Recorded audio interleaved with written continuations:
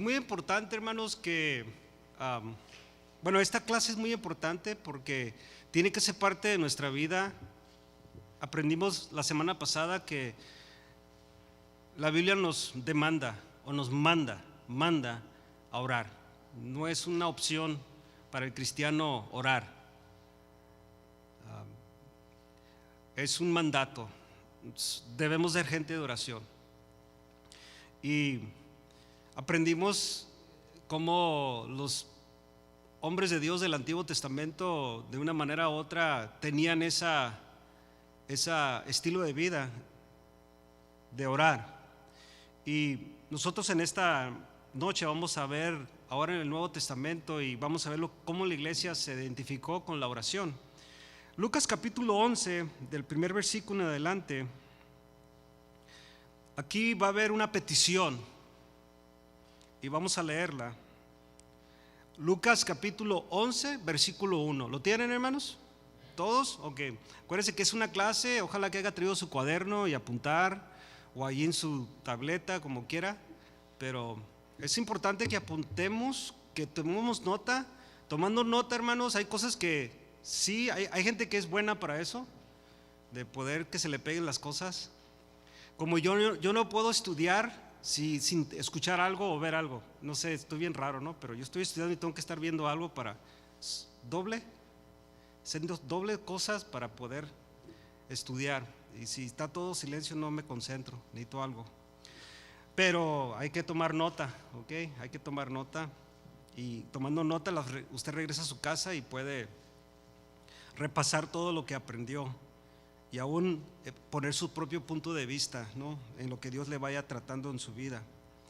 Bueno, versículo 1 dice así: aconteció que estaba Jesús orando en un lugar. ¿Quién estaba orando? ¿Y quién es Jesús? Dios manifestado en carne en este momento, Dios todopoderoso, omnipotente, omnisciente, pero en una condición humana, en el momento, completamente Dios, en una verdad absoluta, pero con la necesidad de orar. Bien interesante, con la necesidad de orar, siendo Él Dios, pero con una necesidad de orar. Por eso dice aquí: aconteció que estaba Jesús orando en un lugar, y cuando terminó, uno de sus discípulos le dijo: Señor, enséñanos a orar, como también Juan enseñó a sus discípulos. Y él les dijo: cuando oréis, decid: Padre nuestro que estás en los cielos, santificado sea tu nombre. Venga tu reino, hágase tu voluntad, como en el cielo, así también en la tierra. El pan nuestro de cada día, dásnoslo hoy, y perdónanos nuestros pecados, porque también nosotros perdonamos a todos los que nos deben, y no nos metas en tentación, mas líbranos del mal. La oración, mis hermanos, y vamos a estar aprendiendo esto porque es muy importante que sepamos esto. La oración es la comunión del cristiano con Dios. La oración es una necesidad absoluta para que el cristiano pueda crecer en la gracia. Si no oramos, no podremos crecer. Si no tenemos comunión o esa comunicación con Dios, será difícil, hermanos, poder entender lo que Dios nos dice. ¿Cómo se comunica Dios para con nosotros, hermanos? ¿Cómo se comunica? Pero ¿cómo se comunica Dios con nosotros? A través de su palabra. Dios no va a venir a presentarse ya, hermanos. Ni la persona de Jesucristo va a venir a presentarse. El Espíritu Santo, la persona del Espíritu Santo obra a través de la palabra. Es quien nos ilumina. El Espíritu Santo es quien nos revela cuando empezamos a abrir la palabra de Dios y leerla. Y es como Dios nos habla a nosotros. Pero ¿cómo hablamos nosotros con Dios? A través de la oración. Entonces, para poder entender este libro, para poder entender lo que Dios nos está diciendo, porque de repente lo abrimos y no entendemos, Es muy complicado muchas veces la interpretación, es muy complicado muchas veces ver el principio que Dios quiere establecer en nuestra vida a través de su palabra. Por eso nosotros necesitamos orar para poder crecer en gracia o en la gracia. La actitud del cristiano en la oración expresa el hecho de que depende absolutamente de Dios para cada una de sus necesidades. ¿Cuál es la actitud, hermanos, del cristiano en la oración? ¿Qué expresa? El hecho que depende absolutamente de Dios para cada una de sus necesidades. Cada vez que nosotros hablamos con Dios, ¿qué sale de nuestra boca, hermanos? Inmediatamente, fíjate, lo primero que sale, y yo se lo comenté la semana pasada, siempre, no sé usted, pero a mí lo primero que sale de mi boca es: perdóname, Señor. No sé, no me hallo digno todavía muchas veces en mi inicio de la oración de irme sobre una X necesidad, cualquiera que sea, antes de decir: Señor, gracias y perdóname. Perdóname, porque es una necesidad de ser perdonados, porque fuimos perdonados cuando aceptamos a Cristo de nuestros pecados en la cual nacimos y nuestra condenación pecaminosa. Pero estamos siguiendo perdonados, hermanos, cada vez que confesamos nuestros pecados, porque la Biblia dice que debemos de confesar nuestros pecados. Y el que diga que no ha pecado, ¿a quién hace mentiroso? ¿A quién? A Dios. Entonces, si alguien dice aquí: no, hermanos, desde que yo me convertí no he pecado, bueno, si lo dijo, ya pecó porque mintió. Entonces ya quedó culpable de pecado. Entonces necesita arrepentirse de ese pecado. Entonces nosotros dependemos de Dios. Entonces cuando oramos, estamos dando a conocer la necesidad que tenemos de Dios. Una iglesia que ora, hermanos, ahora en el contexto de iglesia, es una iglesia que se está dando cuenta, y estoy hablando de la iglesia local Casa de Oración Glendale, que se está dando cuenta que necesita y depende de Dios. Una iglesia que ora, porque vamos a estar pasando tiempos en oración, hermanos, todos los jueves. Por eso estamos haciendo esta clase y preparando al pueblo, porque vamos a pasar un tiempo en oración. Y aquí vamos a ver los verdaderos adoradores que adoran a Dios en espíritu y en verdad, porque esta es parte de la adoración. No solamente es el canto, es nuestra plática con Dios, nuestro tiempo con Dios. La iglesia tiene que aprender a depender de Dios, hermanos, y la única manera es comunicando con Dios, hablando con Dios, platicando con Dios. El cristiano que ora, hermanos, oiga bien, refleja su fe en Dios para que supla todas sus necesidades. ¿Qué dije? Que el cristiano que ora refleja su fe, su convicción, su fidelidad también en Dios para que supla todas sus necesidades. Si usted cree que yo voy a suplir sus necesidades y yo me estoy dando la idea de que usted va a suplir mis necesidades, ahí nos van a hallar, hermanos, en ese hoyo. De repente creemos que el banco puede suplir nuestras necesidades, creemos que el médico puede suplir nuestras necesidades, pero se limitan. ¿Ya se dio cuenta? Algunos ya nos hemos dado cuenta que cuando nos hacen un diagnóstico que no hay remedio. Y fíjate, cuando nos dan un diagnóstico, cuando no hay un remedio, ¿a dónde vamos? ¿Por qué, pues? ¿Por qué no fue primero con Dios? Siempre vamos ya cuando no hay alternativas, ya no hay, desahuciado, o sabes que no podemos hacer nada por ti, vas a perder la casa, vas a perder el carro. ¿A quién vamos? Dios, tiene misericordia. Y Dios, cuando quiere, hermanos, hace un milagro, y usted lo llama milagro porque sabía que era imposible de este lado de la eternidad, de que se solucionara. Y cuando se soluciona, usted sabe que es un milagro, y cuando no, usted sabe que es el trato de Dios para nuestras vidas. Pero nosotros debemos de depender de Dios. Si queremos nuestro propio edificio, hemos estado orando y queremos seguir orando por eso, que Dios nos dé nuestra propia iglesia o edificio, o aún si lo estamos rentando, pero que sea nuestro, de usarlo 24 horas al día si se puede, usarlo para diferentes actividades y no estar limitado a ciertos días, a ciertas horas, sino poder usar un edificio para múltiples eventos y sea nuestro como digo, si nos los da, gloria a Dios. Si tenemos que rentarlo, pues gloria a Dios, pero que sea nuestro y no dependamos de horarios que nos fijan ahí. Bueno, tenemos que pedírselo a Dios. Y sé que Él lo hará, porque yo creo que para Él, en cuestión de ministerio, pues es un alcance más para poder obrar en el ministerio con efectividad. Los discípulos de nuestro Señor eran hombres, hermanos, que deseaban seguir al Señor y andar en compañerismo con Él. Ellos querían tener ese compañerismo. Tenían una relación tan íntima con el Señor que podían percibir que habían momentos en que Él, el Señor, se apartaba de su ministerio a las multitudes para estar a solas en el compañerismo con su Padre. Ellos empezaron a ver el patrón que Jesús tenía, que él estaba ministrando. Acuérdense que su ministerio empieza a los 30 años de edad. Después del bautismo, fue llevado por el Espíritu Santo para ser tentado.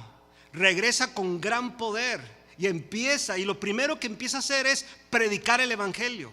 Él empezó a predicar el arrepentimiento. Lo primero que hizo, guiado por el Espíritu. Entonces él inicia su ministerio predicando, pero también en ese tiempo necesitaba cada vez apartarse, y sus discípulos empezaron a ver eso. Empezaron a ver que él se apartaba de su ministerio y de las multitudes para estar a solas en el compañerismo con Dios. Al observar los discípulos que de esta acción de parte del Señor, se daban cuenta de su falta de esta clase de compañerismo íntimo. Por eso, lo que leímos ahora: Señor, enséñanos a orar como también Juan enseñó a sus discípulos. Yo le hago la pregunta a usted en esta noche, mi hermano: ¿cuántos de ustedes le han pedido a Dios que le enseñe a orar? Como una necesidad. Enséñame a orar, Señor. O sea, enséñame, porque yo necesito aprender a tener esa comunicación contigo. Yo creo que el éxito del matrimonio es que, mis hermanos, el éxito del matrimonio, ¿qué es? ¿Muchos besos? Comunicación. Si quieres tener un matrimonio con éxito, comunica. El éxito de la familia, ¿qué es? Pues decirle a tu hijo los planes. Y nosotros en veces fallamos en eso porque nos ocupamos de repente. Y le digo: ay, mes, ya necesito mandarte un text y mandarte una agenda para que la comunicación, para tener, después no perdemos la brújula, se dice. La comunicación. Para que la iglesia sea una iglesia efectiva, debe de haber que dentro de la iglesia, hermanos, comunicación. Bueno, para tener una intimidad, una relación íntima con nuestro Señor, ¿qué debe de haber?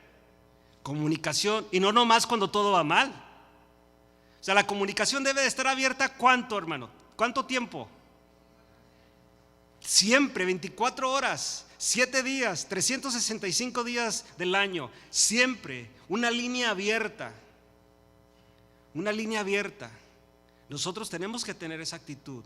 Por eso era importante para los discípulos: Señor, enséñanos a orar como también Juan enseñó a sus discípulos. Estos hombres, hermanos, sabían perfectamente que para ver o para ser verdaderos discípulos del Señor Jesucristo necesitaban aprender a orar.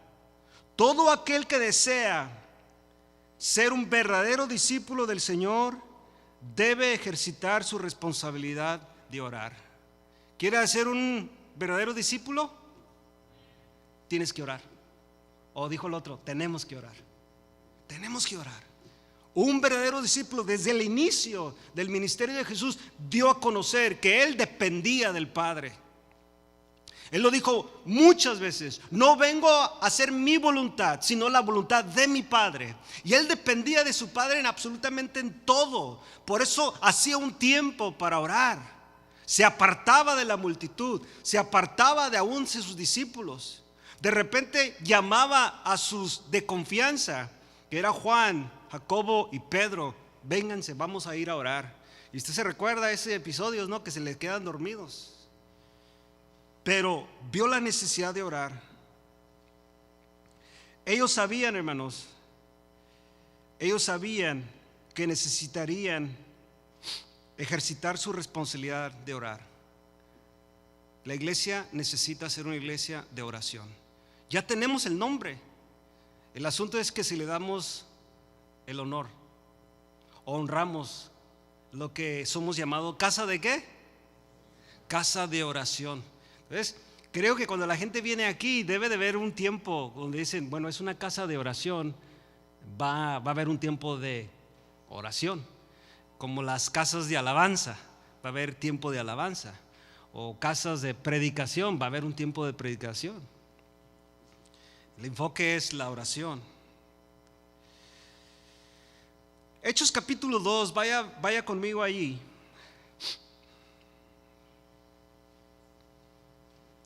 Mire cómo inicia la iglesia.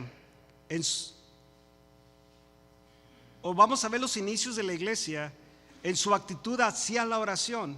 Hechos capítulo 2.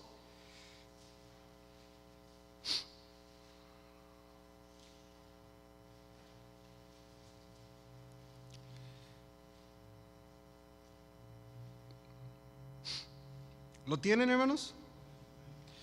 Y vamos al versículo 40. Vamos a leerlo del 40.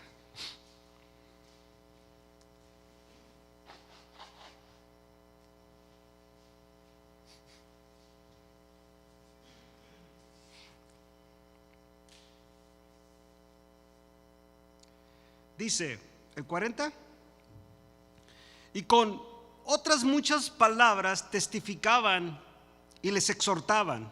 Acuérdense que había predicado Pedro un mensaje poderoso donde 3,000 personas se convirtieron, creyeron al evangelio.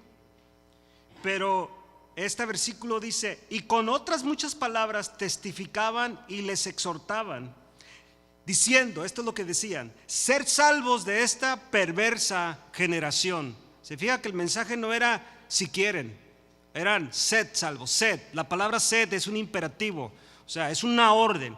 El evangelio, hermanos, no es una opción para esta humanidad.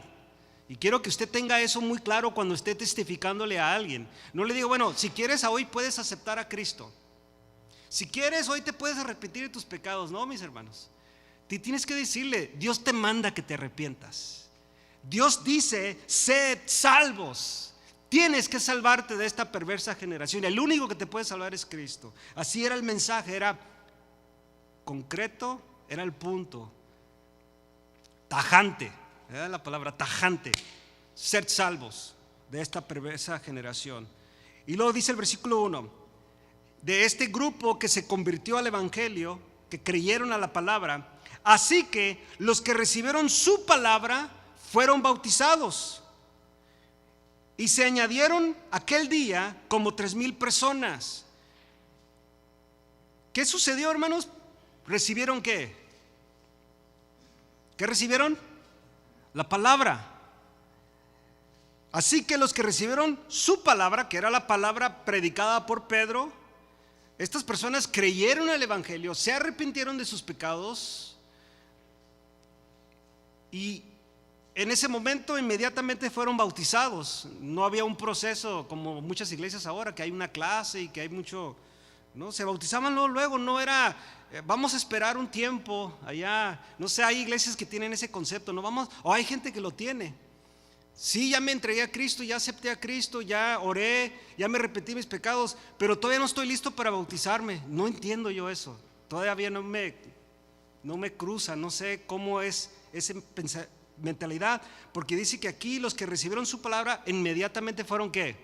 Bautizados. Fue algo rápido, fue en el momento, fue en el mismo día. No les dijo Pedro, vamos a esperar, hermanos, un mes y luego vamos a tomar la clase para el bautismo y vamos a hacer una explicación del bautismo. No, se convertían y inmediatamente eran bautizados. Y eso lo ve a través de toda la Biblia. Lo ve ahí en Samaria, lo mira con el carcelero en Filipos, ¿verdad? Siempre fue en el momento. Con Cornelio, en el momento fueron bautizados. No hubo una de esa clase. Bueno, pero no estamos hablando del bautismo. Dice, y se añadieron en aquel día como 3,000 personas. Y ya, y cuente los 120 que había, entonces 3,120 personas que empieza esta iglesia en Jerusalén. Es una iglesia nuevecita. Es una iglesia que inicia, hermanos, de todo. Claro que tenía a los grandes apóstoles como líderes de esa iglesia, pero es una iglesia nueva, que luego vemos más adelante en Hechos que era una iglesia que también tuvo sus debilidades hasta cierto tiempo con el liderazgo y con los líderes y con los servidores, pero todo se arregló después. Versículo 42, y es donde quiero que pongamos atención. Y perseveraban en la doctrina de los apóstoles. ¿Todos saben qué es la palabra doctrina? ¿Todos saben? Es la palabra enseñanza. Doctrina es enseñanza. Entonces, este grupo de cristianos recién convertidos al evangelio, porque los 3,000 eran nuevecitos, los 120 ya tenían un tiempo conociendo. Probablemente entre esos 3,000 había unos que habían oído la palabra de Jesús antes, pero se cree que la mayoría eran extranjeros porque habían llegado de muchos países a esta fiesta del Pentecostés, que no era una dominación como es ahora, era una fiesta que se celebraba en Jerusalén. Cuando llegó este grupo de personas, oyeron y ya se entregaron a Cristo. Pero este grupo de gente, hermanos, perseveraba en la doctrina o en la enseñanza de los apóstoles. Y quiero que entiendan, hermanos, que esta enseñanza de los apóstoles, ¿de dónde venía? ¿De dónde venía, hermanos? De Jesús. ¿Quién anduvo con ellos por 3 años? Jesús. Jesús les enseñó. Jesús les enseñó todo. Hay cosas que no están registradas en la Biblia. Juan dijo, si registráramos todo, no cupieran los libros. Ahora, se entiende que está hablando en un tono de sarcasmo, ¿no? Pero tiene una verdad. Porque todo lo que Jesús enseñó, pues no era mucho. Creo que no tuvieron el tiempo para escribirlos ellos o él. Pero los apóstoles se les dio la palabra. Jesús les enseñó y les habló. Entonces estos tomaron esa palabra y ahora, llenos del Espíritu Santo, porque habían recibido la promesa del Espíritu, tenían la autoridad apostólica, empezaron a enseñar.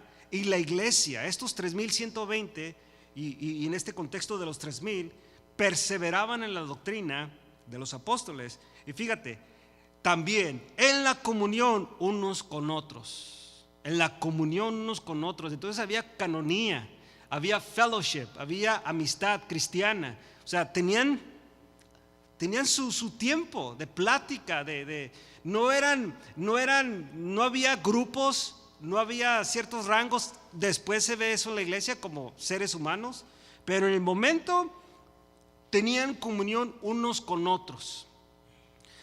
Y luego dice, en la comunión unos con otros, en el partimiento del pan, ¿y en qué, hermanos? En las oraciones. Esta iglesia, hermanos, empieza poderosamente. ¿Por qué? Porque en primer lugar eran personas que perseveraban en la doctrina. Todo lo que los apóstoles enseñaron, ellos perseveraban en esa enseñanza. En esa enseñanza se enfocaron, en lo que los apóstoles les enseñaron. Pero también se hizo una iglesia poderosa porque era una iglesia que tenían comunión unos con otros y compartían el pan unos con otros. Eso es el convivio. Deberíamos de tener convivios. O sea, eso es iglesia. Un convivio. Si no lo podemos tener todos juntos, deberíamos a lo menos siempre tener a alguien de invitar a la casa, especialmente los domingos, de asegurar que alguien vaya y conviva con nosotros el domingo a la casa, de tener ese tiempo de convivio. Hermano, te invito a mi casa, vamos a comer juntos. Especialmente los que estamos en liderazgo, dice la Biblia que debemos ser ¿qué? Hospedadores. O sea, ya debe de estar en nosotros eso de siempre hospedar, de dar ese compañerismo. Bueno, en el partimiento del pan, pero también tenían algo en común, hermanos. Eran gente que oraba. Era gente que oraba. Eso es bien interesante, hermanos, porque aquí lo pone Lucas. Dice, no solamente habla de que perseveraban en la doctrina, no solamente que tenían comunión unos con otros y compartían el pan, sino que era un grupo de gente que oraba junta. Que oraba, pasaba tiempo, ¿qué, hermanos? Hablando con quién, pero como iglesia. Aquí ya no era individualmente, el contexto no te está diciendo que era algo personal, que debemos de todos orar y tener un tiempo de devoción personal. Yo creo que usted debe de tener, y lo debemos de tener todos, a cierto día, a cierta hora del día, usted debe de tener un tiempo con Dios. Y no se habla de, no hay una parte donde la Biblia diga qué tanto tiempo. Muchos quieren usar la ilustración de Jesús, que él toda la noche oró. Bueno, hay gente que lo puede hacer. Su grande era su necesidad de él. David dice que de madrugada te buscaré, ¿verdad? Que David habla de él levantarse de madrugada y buscar el rostro de Dios. Pero también habla de que lo buscaba 24 horas al día. ¿Se acuerda que la porción que leímos la semana pasada? Que de noche y de día, y siempre buscaba el rostro de Dios. Entonces, pero debe de haber un tiempo donde usted dice: yo voy a personalmente hablar con Dios. Pero en este contexto está hablando de la iglesia. Está hablando de un tiempo donde la iglesia venía y oraban juntos. Cada quien presentaba su necesidad y todos ministraban a la necesidad de la persona. Por eso había una comunión. Fíjate, tanto es el poder de la oración, hermanos, entre la iglesia, de que muchas cosas que podemos estar, en vez de pasar tiempo diciendo otras cosas en la oración, tanta necesidad que hay en la iglesia. Porque si yo hablara con cada uno individual, y si yo hablara con todos ustedes y ustedes hablaran conmigo, nos íbamos a dar cuenta que grande es nuestra necesidad, ¿sí o no? Grande es, y de muchas, que pueden ser familiares, pueden ser económicas, pueden ser de matrimonio, pueden ser del trabajo, puede ser física. Tantas son, hermanos, que para mucha gente dice: no, pues que mi necesidad no es tan. Sí, es importantísima para nosotros, porque aquí la Biblia dice que este grupo de gente no nomás tenían comunión unos con otros, no nomás comían el pan entre ellos, sino que también perseveraban en las oraciones juntos. El estilo de vida de la iglesia primitiva, hermanos, era una iglesia de oración. Por eso perseveraban, hermanos, juntos. Nosotros tenemos que realmente ver, hermanos, que para nosotros debe de ser una necesidad de orar. Tenemos que tenerlo como una necesidad, de una manera así como comer. ¿Habrá alguien aquí que no se le es necesario comer? ¿Habrá alguien que diga: yo no necesito comer? Hay unos bien buenos para comer, ¿eh? ¿Por qué te ríes? No, habemos algunos buenos para comer. Y hay gente que no come, pero necesita comer. O sea, come sus tiempos. Pero hay una necesidad de comer. Cuando no comes tu comida o comidas y que estén bien nutridas, pues va a haber un problema en tu físico. Va a haber un problema. Va a haber deficiencia. ¿Dije bien la palabra? Deficiencia en nutrición, diferentes minerales, diferentes vitaminas que tu cuerpo necesita para funcionar. Si no lo haces, no está completo. Es una necesidad de orar, hermanos, como es una necesidad abrir la palabra de Dios. Pero ¿sabes por qué muchas veces no entendemos este libro sagrado, hermanos? ¿Sabes por qué no lo entendemos? Porque no oramos. Se nos es muy difícil muchas veces entender este libro, porque Dios nos quiere hablar y sigue hablándonos a través de su palabra, pero como no tenemos la comunicación con Él, de hablar con Él, abrir este libro, entendemos ciertos textos, pero hay veces que se nos atora la carreta y decimos: no entiendo. Bueno, en ese momento es cuando debes de hincarte con el libro en la mano y empezar a orar, empezar a decirle al Espíritu Santo que te vaya revelando, empezar el Espíritu Santo que te vaya, y revelando es quitar esa cubierta, esa cortina, y que tú empieces y te ilumine y empieces a ver el texto de lo que está diciendo y puedas aplicarlo a tu vida. Eso es lo que hace la oración, mis hermanos. Nos ayuda a eso. Señor, sus discípulos le dijeron: Señor, enséñanos a orar.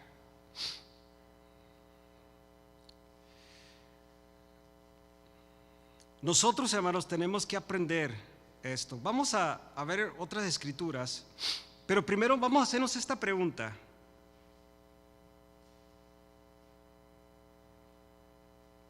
¿Por qué es necesario orar? Es una pregunta que tenemos que hacernos. Y luego voy a dar varias razones por qué necesitamos orar, Pero usted vaya pensando, ¿por qué necesito orar? Ya le dije que el punto principal y sobre todo es entender la palabra de Dios. Debe de ser importante. O sea, hay cosas que a mí, de verdad se lo digo, estoy leyendo, estoy estudiando y se me borra. No entiendo. Y necesito orar. Necesito pedirle a Dios. No entiendo el texto, o sea, ¿cómo lo puedo aplicar? Porque acuérdense que fue escrito a las iglesias, fue escrito a Israel, el Antiguo Testamento, a ciertas situaciones con Israel, a ciertas situaciones, y todo involucraba, la mayoría era Israel. También el trato de ciertos hombres de Dios, como Jonás. Trató Jehová con Jonás a través de Nínive, ¿se recuerdan eso? Pero también nos enseñó que Dios es grande en misericordia.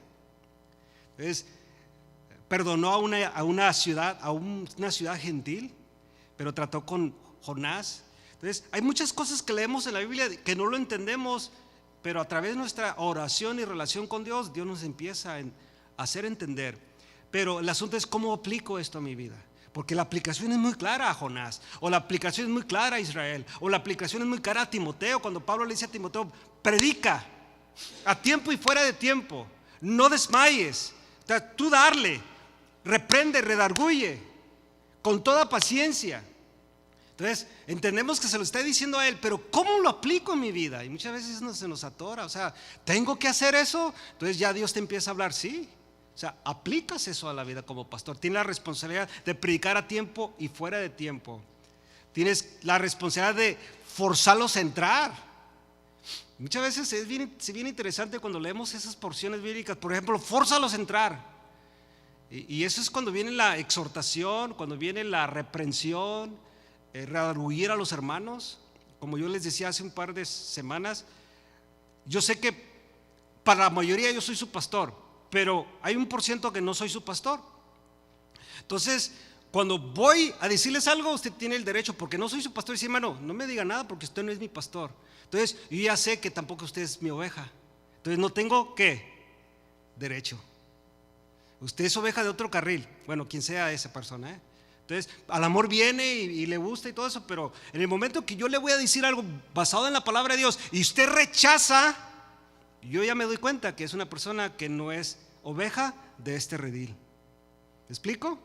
Pero en el momento que usted oye la palabra, porque yo soy el pastor y doy la palabra y usted pone atención, y es el alimento, es la palabra. Acuérdese, estamos para pastorear, para alimentar.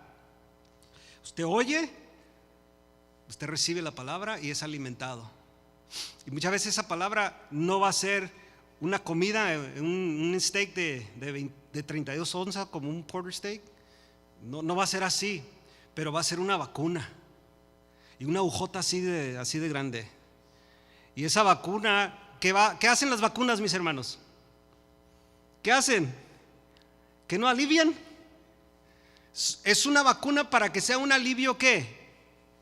Inmediato. O sea, hay medicina natural que dura un tiempo. O sea, tomas y te va a tomar días, hasta semanas, para que tu cuerpo empiece a recibir y empieces a aliviarte. Pero cuando te dicen, sabes que tú necesitas una vacuna.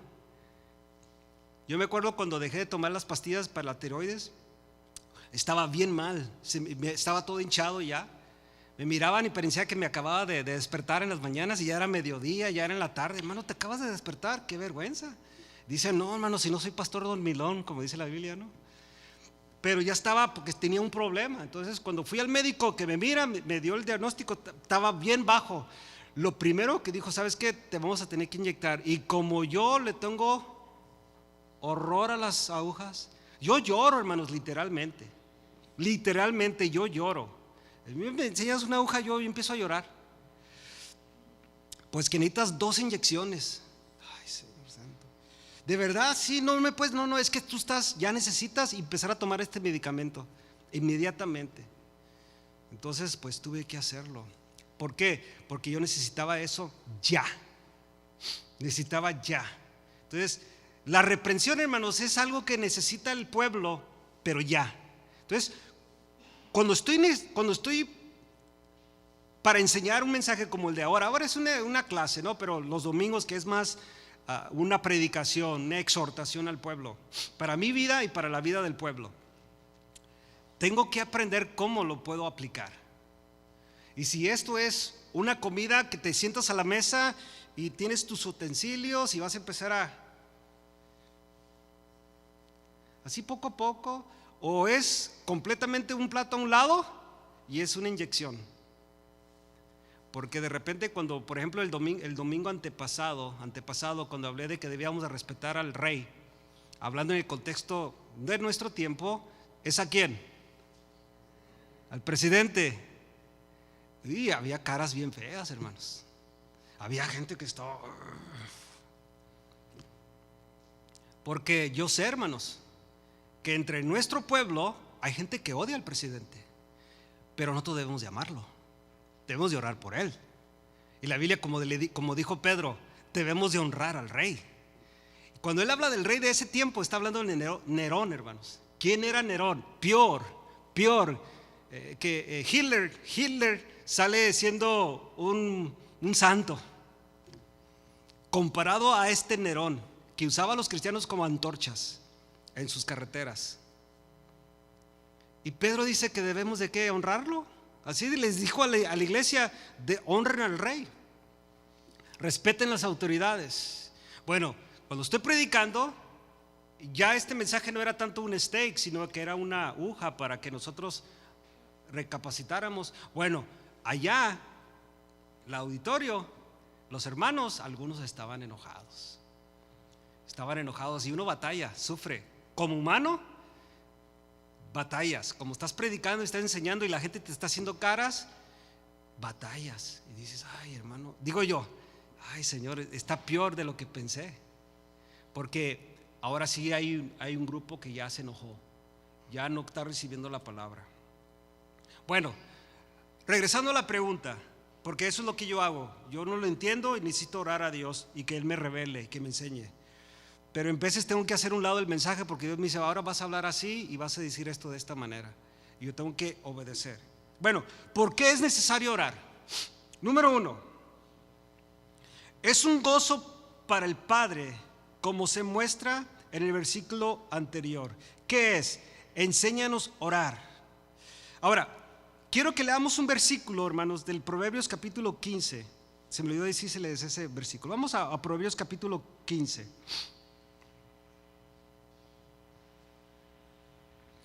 Proverbios capítulo 15.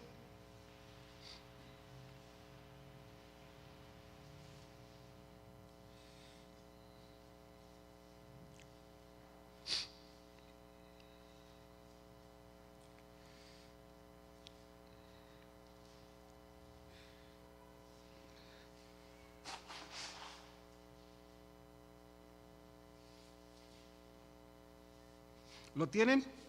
Capítulo 15 y el versículo 8.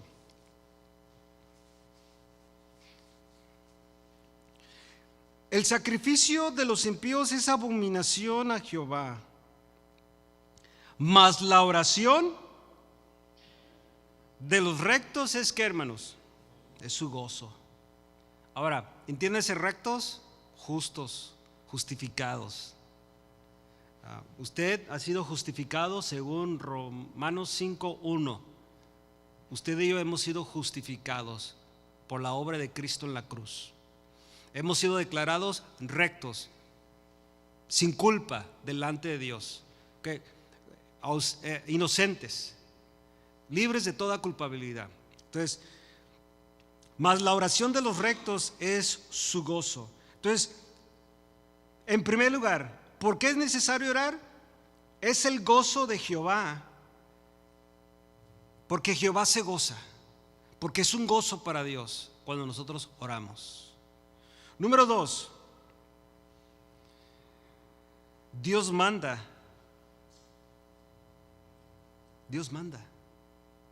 que oremos los cristianos.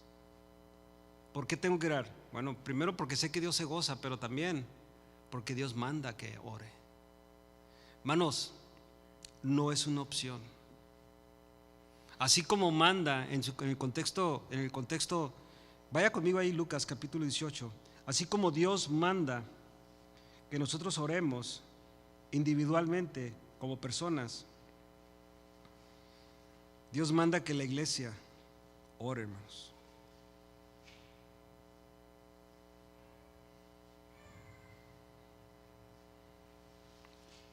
El versículo 1, Lucas 18:1, mire lo que dice. También le refirió Jesús una parábola sobre la necesidad, ¿la qué, hermanos? Necesidad de orar en vez en cuando. Cuando venga la necesidad.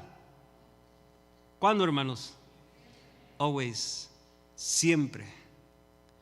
Y no desmayar.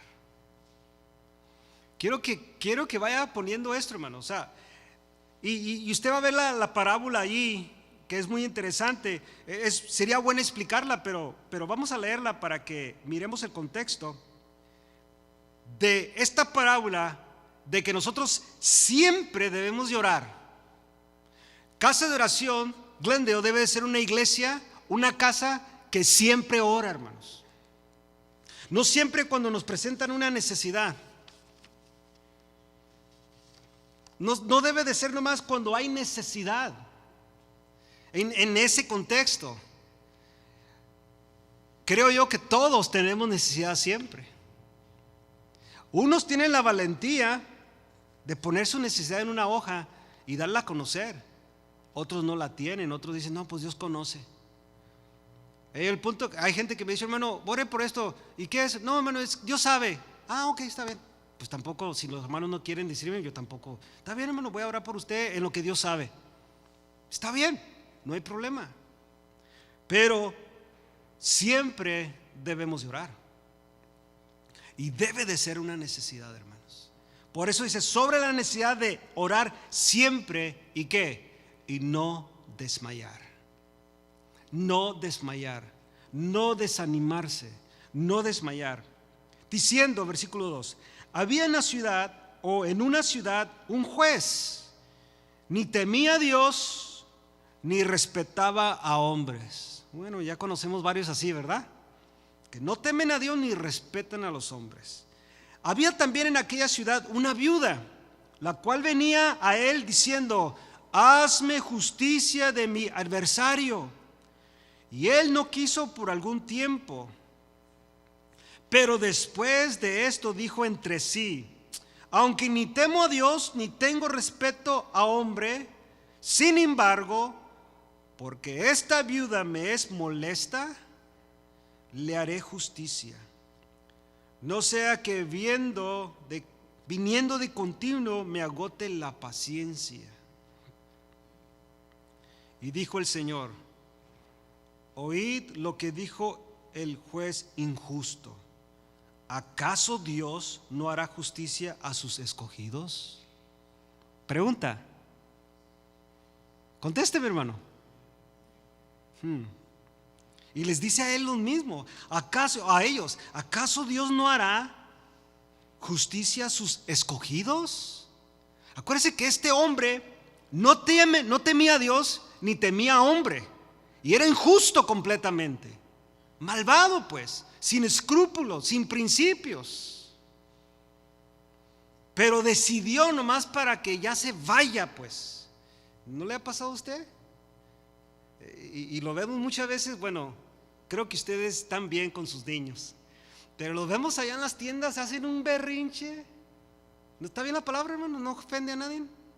Ahí los niños se dan vuelta y gritan. Ok, mijito, está bien, ya no estés gritando, toma, ahí te va el chipón, digo, la paleta o lo que quieras. No, es bien fácil eso. Ven, ok, está bien, vente, vamos para el carro.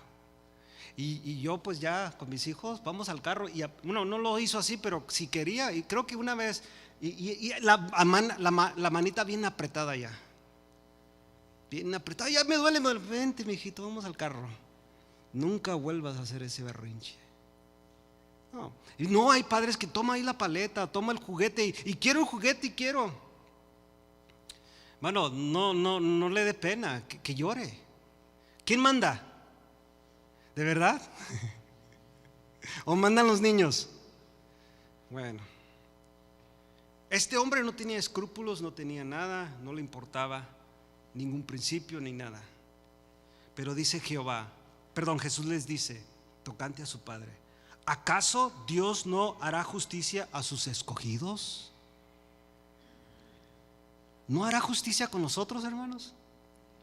Cada vez que usted habla con Él y le dice ¿no hará justicia? Muchos creemos que Dios no contesta todas las oraciones, las contesta toditas. No más que no las contesta como queremos muchas veces. Y ahí está el problema. Es que yo quería ganarme en la lotería este sábado. Bueno, te la ganaste, te dio un día más de vida, te dio trabajo. Como ayer nos ganamos la lotería, nos invitaron a cenar. Bueno, yo así lo miro. Cada vez que alguien te invita a comer, pues te están invitando porque tú no vas a dar ni un penny.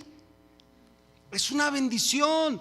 Tómalo como una bendición. Cada vez que alguien te diga, hermano, quiero bendecirte, recíbelo como algo que Dios te está dando. Dios está usando al hermano, está usando a la hermana, está usando a quien Él para bendecirte. No, hermano, está bien ahí. No, hermano. Ay, hermano, no se preocupe. Es que Dios te quiere bendecir. Recibe para que esa persona siga siendo bendecida. Y eso va a continuar y continuar. Y tú recibe. Y también cuando tú tengas, ¿qué vas a hacer? Lo mismo, vas a dar, vas a bendecir. ¿Acaso Dios no hará justicia a sus escogidos, que claman a Él? ¿Cuándo, hermanos? ¿Qué dice el texto? ¿De qué está hablando? Está hablando de siempre. Fíjate, hay tanta necesidad. Hay veces que yo duermo bien, gracias a Dios.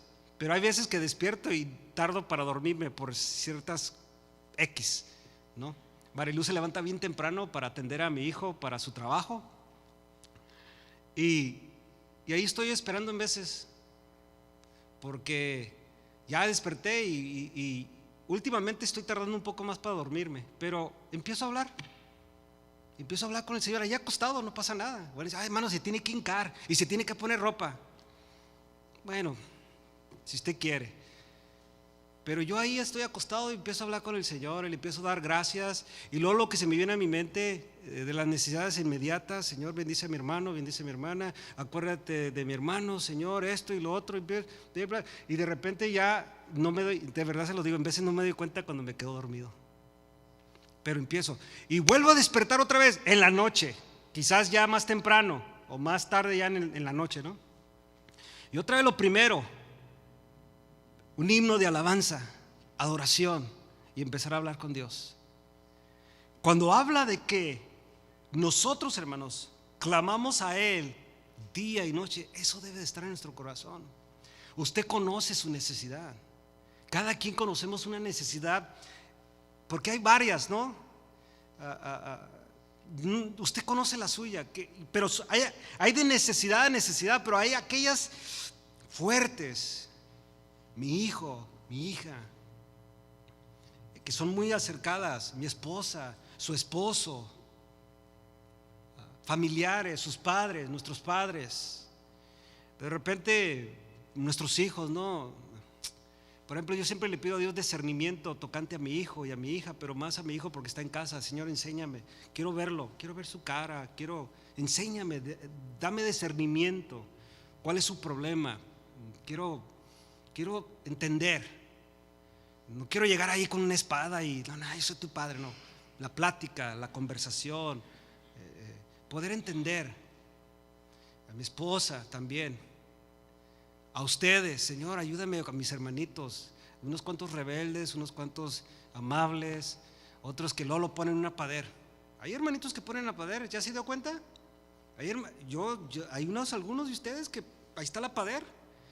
Y uno está ahí con un taladro queriendo quebrar esa pared, pero cuando la quiebras hasta otra. Bueno, pero hay que hacer la lucha. Entonces uno ora por ellos. Señor, ayúdales. Queremos servir, Ayúdale, Señor. Queremos de una manera servir a sus necesidades, pero solamente tú puedes. Por eso dice aquí que nosotros debemos de clamar a Él día y noche. Y es una pregunta: ¿acaso Dios no hará justicia a sus escogidos que claman a Él día y noche? Sí lo va a hacer, mis hermanos, pero a lo mejor no sea en nuestros términos. Siempre me recuerdo yo de mi pastor, en la cual Marilu y yo nacimos en el Evangelio, que nos instruyó ministerialmente. Marilu y yo fuimos ordenados al ministerio yo tenía como 22, 23 años de edad, pastor de jóvenes, de chiquillos. Entramos al ministerio y él meses antes de su muerte, él decía, él no quiso que le dieran diálisis, porque sus riñones se le complicaron por causa del diabetes. Entonces dijo él: no, yo no quiero, yo estoy orando para que Dios me sane. Y yo estoy orando que Dios me sane. Y todos oramos: Señor, sana al pastor, bien joven. En ese tenía un proyecto de ir a Cuba a predicar el evangelio, estaba joven.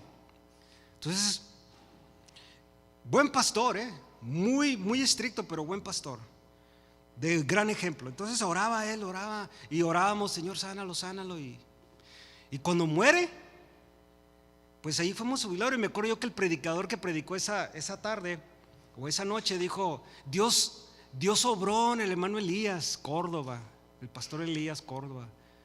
Dios lo sanó, mis hermanos. Y se quedó uno, ¿verdad? Ay, no, hermano, se murió. Dijo: Dios contestó a la oración de mi hermano Elías. Dios lo sanó, porque ahora está en su presencia completamente sano. ¿Contestó o no contestó Dios, hermanos? Pero no era la manera que él quería, ¿verdad? Y que todos orábamos que Dios lo sanara. Pero ¿lo sanó, sí o no? Lo sanó, porque está completo ahora en Cristo. Ahora sí. Muchas veces, hermanos, oramos, pero como no contestó Dios a nuestra manera, creemos que Dios no ha contestado. Y ahí están dándole y dándole y dándole. Hermanos, créanmelo, que muchas veces nuestras oraciones ya fueron contestadas, pero como no fue a nuestra manera, ahí le estamos dando todavía. Nomás deténgase un poquito y hágase un análisis, si Dios contestó o no contestó. Por eso dice así: ¿acaso Dios no hará justicia a sus escogidos que claman a Él día y noche? ¿Se tardará en responderles? Os digo que pronto les hará justicia. ¿Cuándo? Y hermano, y algunos tenemos años orando. Y dice aquí que pronto les hará justicia. Pero hay una pregunta aquí también: pero cuando venga el Hijo del Hombre, ¿hallará fe en la tierra? Wow. Dios, hermanos, quiere que nosotros oremos. Por eso debemos de orar y no desmayar. Siempre y no desmayar. Tesalonicenses 5:17, no vaya ahí, se lo leo yo aquí porque es un texto muy cortito. Orar sin cesar. Orar sin dejar de orar. Orar sin cesar. O sea, no dejes de orar.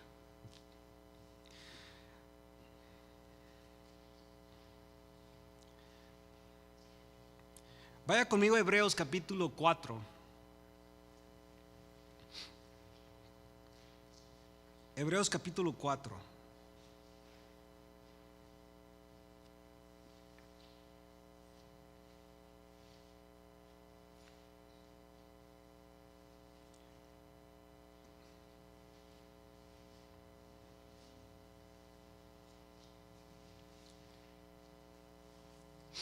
¿Lo tienen ahí?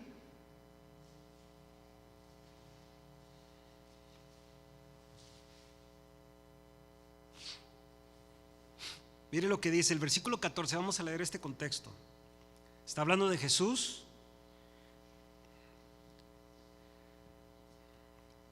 Versículo 14, Hebreos 4:14. Por tanto, teniendo un gran sumo sacerdote que traspasó los cielos, Jesús el Hijo de Dios, retengamos nuestra profesión. Porque no tenemos un sumo sacerdote que no pueda compadecerse de nuestras debilidades, sino uno que fue tentado en todo según nuestra semejanza, pero sin pecado. O sea, hermano, mi hermana, Jesús conoce exactamente tu necesidad.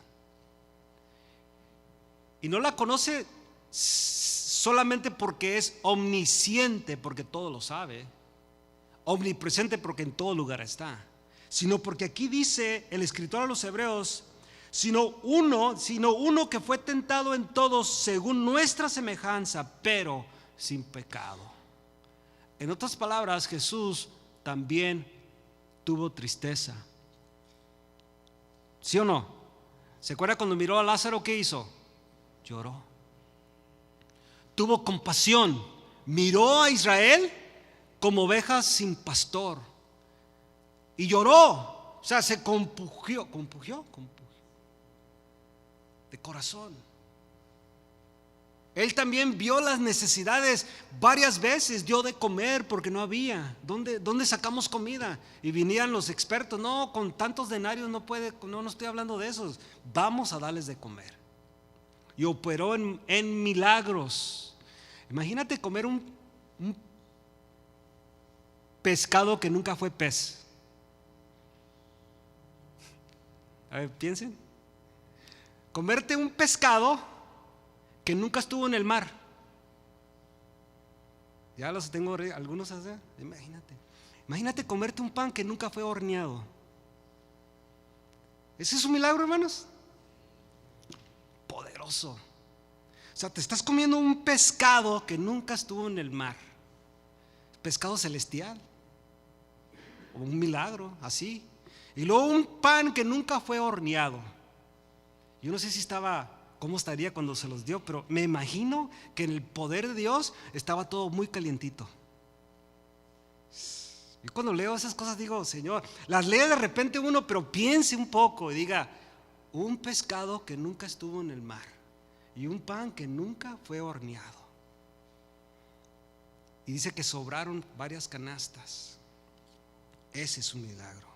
Dios se compadece, hermanos. Él sabe exactamente el dolor que tenemos por nuestra familia, por nuestra necesidad, aún por nuestro cuerpo físico. Él sabe la necesidad, hermanos, completamente. ¿Por qué cree que oraba por los enfermos, hermanos? ¿Usted cree que oraba nomás para que su ministerio creciera?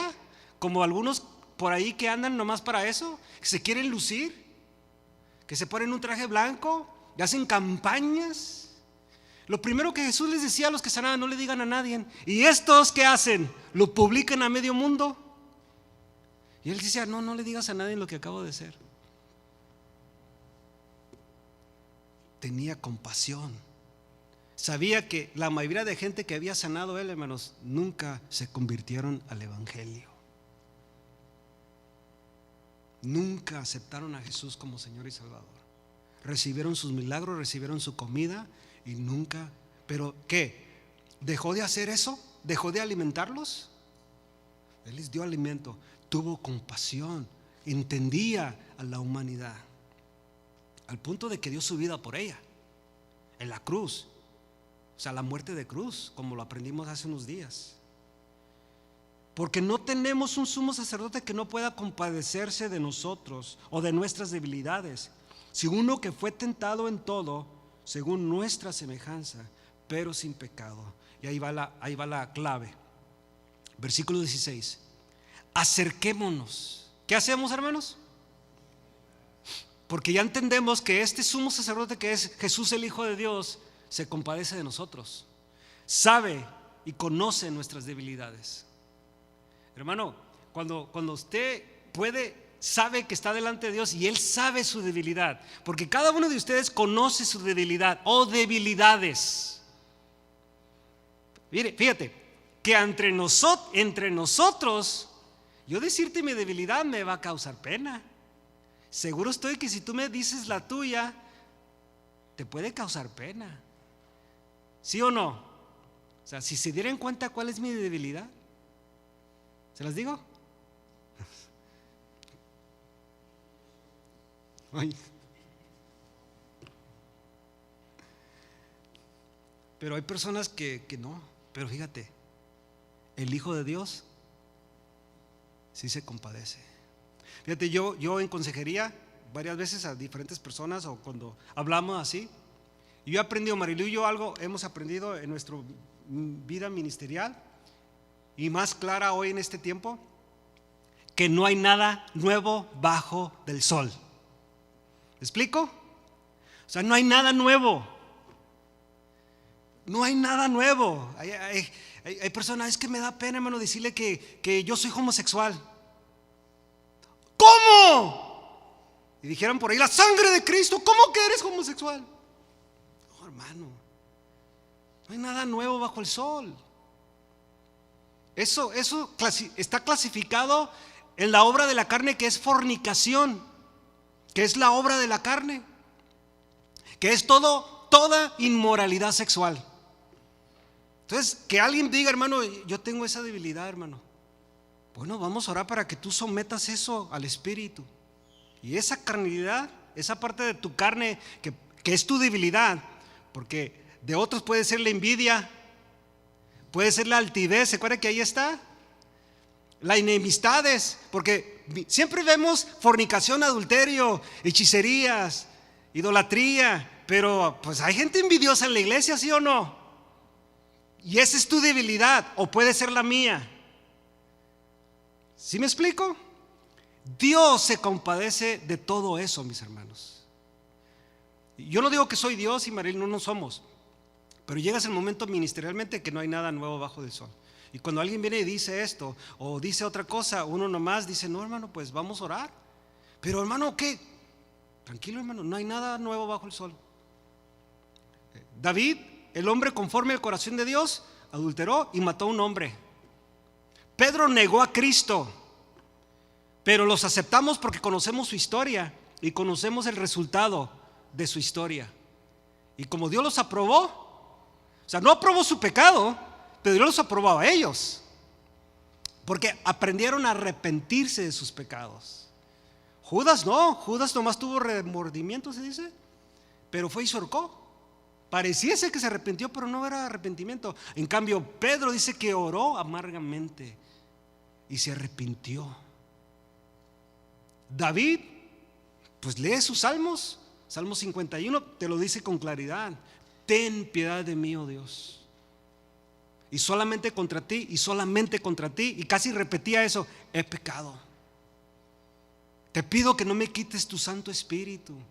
Porque él había visto que cuando Jehová le quitó el Santo Espíritu a Saúl, Saúl se echó a perder por completo. No me quites tu Santo Espíritu. Dios se compadece, hermanos. Por eso cuando oramos, no hay nada para Dios nuevo. Es más, Él ya sabe tu necesidad. Es más, permíteme decirte esto, basado en la palabra de Dios, que muchas veces la mayoría de tus necesidades, bueno, todas tus necesidades, Él las permite. I am sorry to blow your bubble.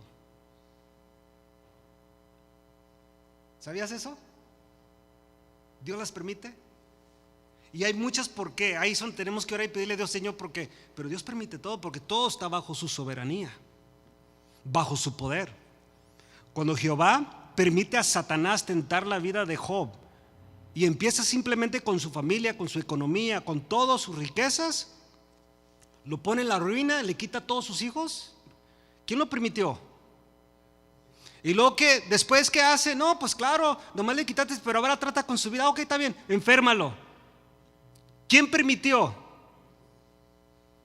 ¿Sí me explico, hermanos?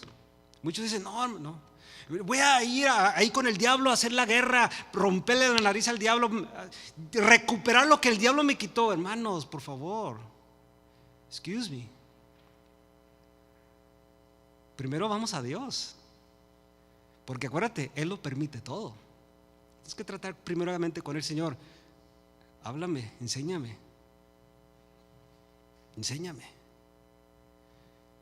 Y siempre cuando hay problemas en la iglesia, cuando hay hermanos, yo siempre le digo, hermano, habla con el Señor, el trato de Dios. Acuérdate que todo esto lo está permitiendo Dios. O sea, Dios está tratando con nuestra vida, o sea, nos está reprendiendo, o sea, nos está llamando la atención, o ya es una disciplina de Dios. Porque llamar la atención, hermano, no duele tanto cuando uno disciplina, ¿sí o no? ¿Sí o no? Pero yo le puedo llamar la atención a mi hijo, pero cuando ya disciplinamos, bueno, los que tienen los niños chiquillos, yo soy creyente del cinto, siempre lo fui y sigo siendo. Pero muchas veces fue una amonestación o fue una llamada de atención. Y eso no duele.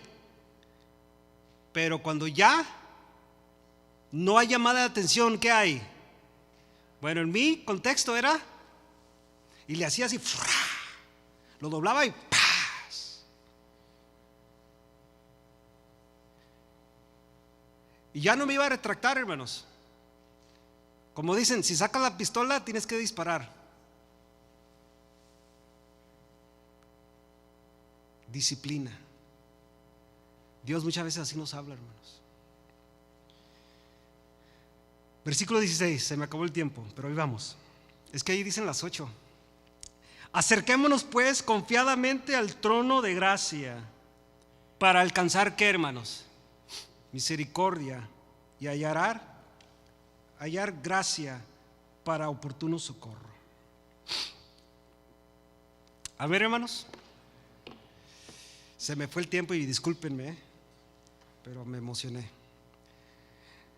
Vamos a orar, hermanos, y darle gracias a Dios por ello.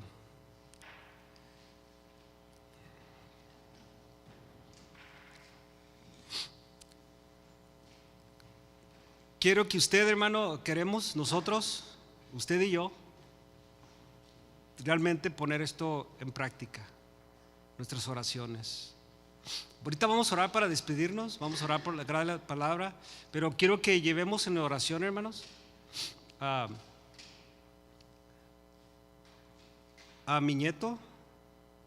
Él no está bien de salud, y tengo a mi cuñada que la van a operar también del, ¿cómo se dice? Versícula, ella se llama Marisela.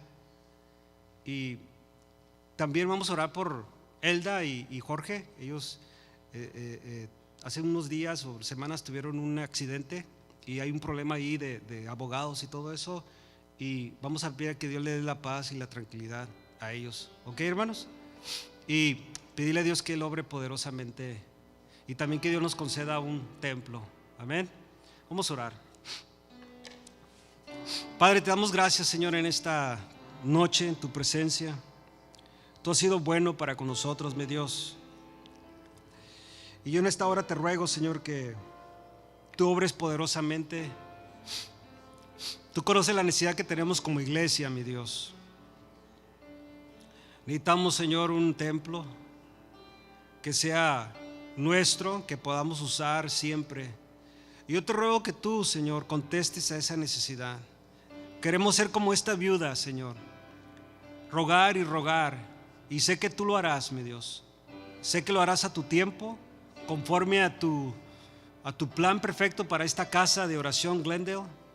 Yo te ruego en el nombre de Jesús, Señor, que tú abras esa puerta, que tu nombre sea glorificado, mi Dios. Te rogamos, Señor, por Elda y por Jorge, por su familia, la familia Gutiérrez, que tú les ayudes, le des paz y tranquilidad, Señor, en este problema legal de este accidente, Señor, que tu justicia salga adelante, mi Dios. No creemos en la justicia del hombre siempre, porque el hombre es pecador, falla, pero tu justicia es perfecta, mi Dios. Y te ruego que tú obres poderosamente en esta situación. Te rogamos por la sanidad de Khalil, Señor, en el nombre de Jesús. Que tú lo toques, que tú lo sanes, Señor. Te lo rogamos en el nombre de Jesucristo. También te rogamos, Señor, que tú uses a los médicos que van a operar a Marisela, que tú, Señor, obres poderosamente también, Señor. Todo esto te lo rogamos en el nombre de Jesús, Señor. Te ruego por cada uno de mis hermanos que tienen sus necesidades y tú las conoces, mi Dios. Que cada uno de nosotros continúe orando, Señor, y pidiéndote a ti. Sé que tú harás justicia, Señor, porque tú cuidarás de tus escogidos, Padre. Ahora te ruego que nos lleves a casa, mi Dios, que nos protejas y que podamos regresar este domingo para que juntos adoremos tu nombre y escuchemos tu voz. En el nombre de Jesús, amén. Gracias, mis hermanos. Dios les bendiga.